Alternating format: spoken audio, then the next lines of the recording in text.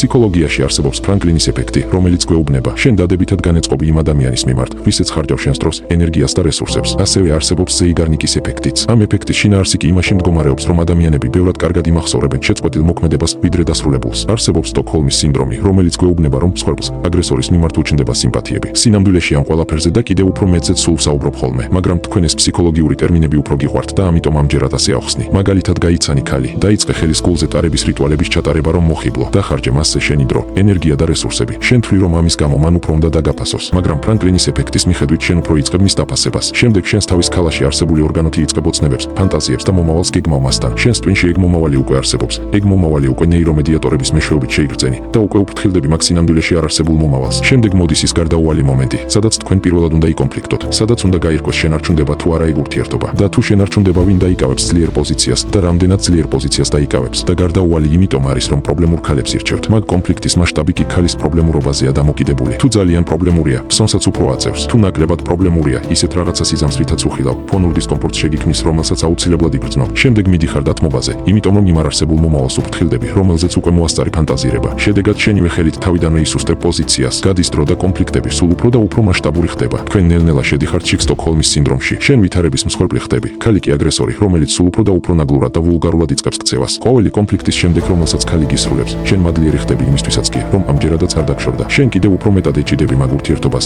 იმიტომ რომ უკვე ბევრიც ჩადე და ბევრი არარსებული მომავლის ფანტაზიაც დააგროვე შენს თავის ქალაში. შემდეგ მოდის ის დღე, სადაც ქალი აქეთ გეუბნება, რომ აღარ შემიძლია ამდენი კონფლიქტი. კარგად იყავიო. ამით ის მთელი ძალით შიგსახეში გირტყამს უკვე ზეიგარნიკის ეფექტს. ანუ თქვენი ეგ ურთიერთობა არის მოქმედება. ქალი კი წყვეტს მაგ მოქმედებას. ანუ რა გამოვიდა ახლა? შენ დახარჯე ბევრი დრო, ენერგია, რესურსი, დააგროვე ბევრი არარსებული მომავლის ფანტაზია. აიტანე ყველაფერი, დათმე ყველა პოზიცია, რომ ეგ ყველაფერი არ შეწყდეს, რომ ეგ მოქმედება არ შეწყდეს, მაგრამ მაინც შეწყდა და საბოლოოდ მიიღე შენს თავის ქალაში სასიყვარულო ბულიონი, რომელიც შენივე ხელით გაუცნობიერებლად მოხარშე. შენ ხარ მასზე მიჯაჭვული, მას კი სულ ფეხებზეც კიდიხარ. ხოლო გამოსავალი თუ გაინტერესებს, გადადი ჩემს YouTube არხზე.